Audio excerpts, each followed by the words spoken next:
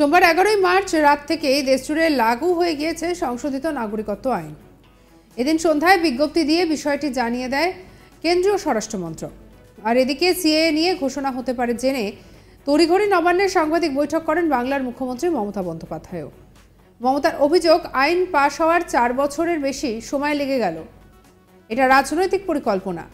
বিজেপির এটা কাজ ভোট এলেই সংবাদ মাধ্যমকে খবরটা আগে খাইয়ে দেওয়া, তারপর সেটাকে মানুষের কাছে নিয়ে আসা। ইতিমধ্যে বিভিন্ন সংবাদ মাধ্যম দেখাতে শুরু করেছে যে রাতের মধ্যেই নাকি সিএএ আসবে। আইন পাশ হওয়ার পর বেশ কয়েক বছর কেটে গিয়েছে।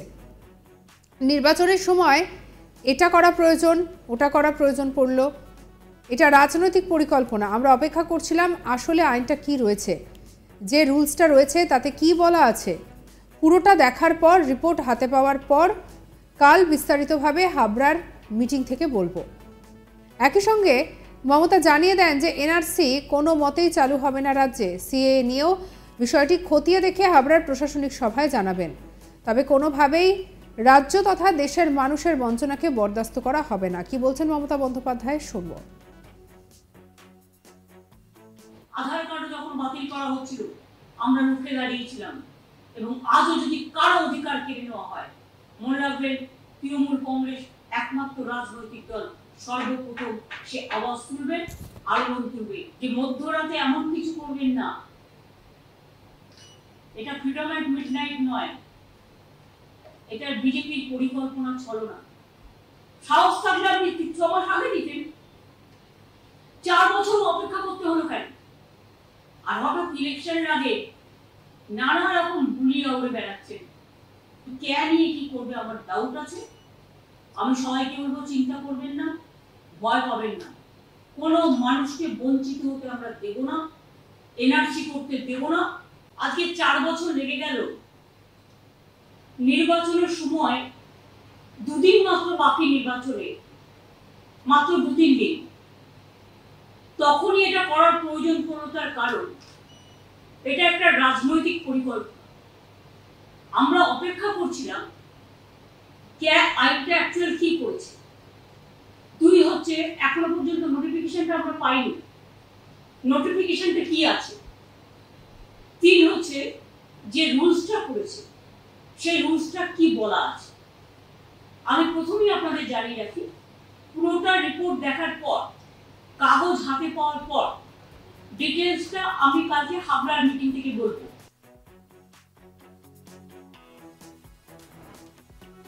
সিএএ চালু নিয়ে প্রতিক্রিয়ায় জানিয়েছিলেন রাজ্য বিজেপি সভাপতি সুকান্ত মজুমদার। আর এদিকে তিনি বলেন যে এর মাধ্যমে বাংলাদেশ থেকে যারা উদ্বাস্তু মানুষ ভারতে এসেছেন, ধর্মীয় কারণে এসেছেন, তাদের নাগরিকত্ব দেওয়া হবে। মুখ্যমন্ত্রী মানুষকে উস্কানিমূলক মন্তব্য করে মানুষকে ভুল বোঝানোর চেষ্টা করছেন। এখন কেন্দ্রীয় নির্বাচন কমিশন রয়েছে, তাই এখন লাগু করা হয়েছে। অন্য সময় করলে মুখ্যমন্ত্রী ডিস্টার্ব করতে পারতেন। কি বলছেন সুকান্ত মজুমদার, শুনবো। তো লাগু হবেই বলা হয়েছিল। মাননীয় গৃহমন্ত্রী আগেই বলেছিলেন সিএ রুলস রেগুলেশন আইন হয়ে গেছে ভারতবর্ষের সংবিধান অনুসারে। ভারতবর্ষের লোকসভা এবং রাজ্যসভা আছে, তার রুলস রেগুলেশন শুধু হওয়া বাকি ছিল। সেই রুলস রেগুলেশন বের করে দেওয়া হয়।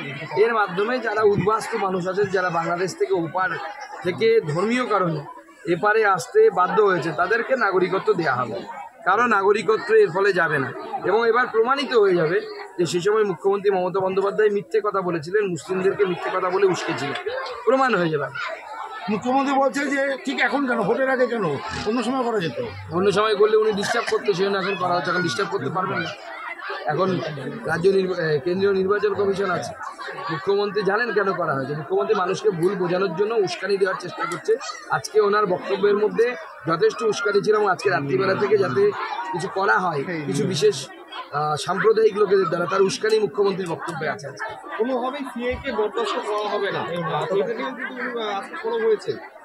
যখন কেন্দ্রের তরফ থেকে ঘোষণা করছে তার আগে কিন্তু সাংবাদিক বৈঠকে এমনটাই হচ্ছে। ওনার তো কিছু করার নেই, বরদাস্ত করা হবে না মানে ওনার পৈতৃক সম্পত্তি নেই। দেশের সংবিধান বলছে কে নাগরিকত্ব পাবে না, সে তো ভারতবর্ষের লোকসভা এবং রাজ্যসভা ঠিক করবে। তাহলে ওনাকে বলুন লোকসভা রাজ্যসভা তুলে দিতে, উনি পশ্চিমবঙ্গ থেকে ঠিক করে, কলকাতা থেকে ঠিক করে পাঠিয়ে দিক, সেই অনুসারে গোটা দেশ চলুক। সেটা তো চলতে পারে না।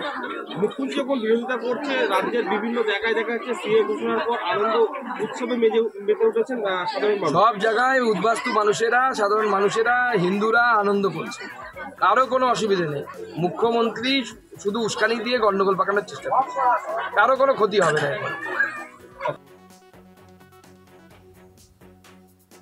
এ বিষয়ে কেন্দ্রীয় জাহাজ প্রতিমন্ত্রী শান্তনু ঠাকুর বলেন, সিএ লাগু হওয়ার ফলে আজকে উদ্বাস্তু মানুষ নতুন করে স্বাধীনতা পেলেন। কি বলছেন শান্তনু ঠাকুর, শুনবো। আজ উদ্বাস্তু সমাজের কাছে ভারতবর্ষের ইতিহাসে একটি নতুন স্বাধীনতা দিবস বলে আমি মনে করি। কারণ দীর্ঘ ৭৫ বছরের লড়াই এবং সেই লড়াইয়ে ৩ পুরুষ পরে গিয়ে আজকে তারা প্রকৃত স্বাধীনতা পেয়েছে। ভারত ভাগের সময় তারা ভারতের ভেতরেই ছিলেন। কিছু পলিটিক্যাল লোকের চক্রান্তে তারা পূর্ব পাকিস্তানি হয়ে গেছিলেন। তারা কিন্তু ভারতবর্ষে থাকতে চেয়েছিলেন, কিন্তু পলিটিক্যাল কনস্পিরেসির কারণে তাদেরকে সেখানেই থেকে যেতে হয়েছে। পরবর্তীতে তারা আর ভারতবর্ষের আঙিনাতে এসে উপস্থিত হতে পারেনি।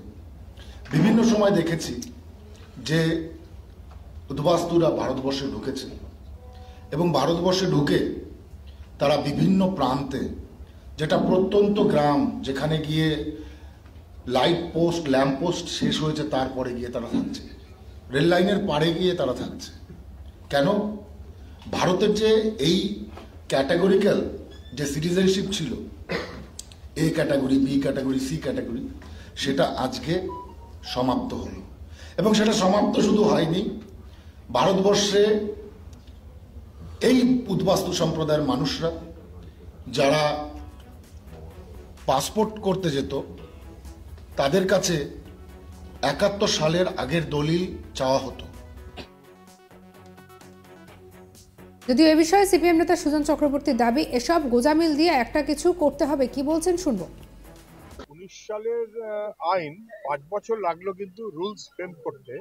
আমরা আগেই বলেছিলাম যে গোজামিল দিয়ে হলেও কিছু একটা করতে হবে, কারণ ভোট বড় বালাই।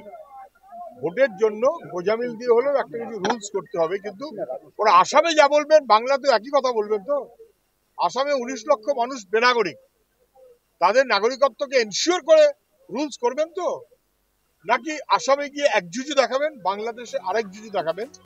গোজামিল, এটাই আমাদের ধারণা। মানুষ তো সবাই নাগরিক, তাদের অ্যাপ্লাই করতে হবে কেন?